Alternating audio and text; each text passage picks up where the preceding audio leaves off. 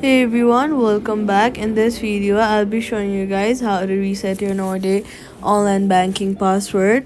First, open the Nordea mobile banking app or visit the official Nordea website. On the login screen, tap on Forgot Password and then enter your username and user information and follow the instructions provided. You'll need to verify your identity using the bank ID or another secure verification method to your account.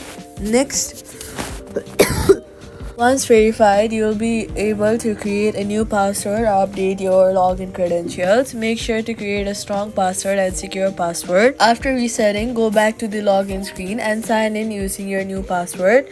That's how you reset your Nordea online banking password. Do not forget to subscribe for more simple guides.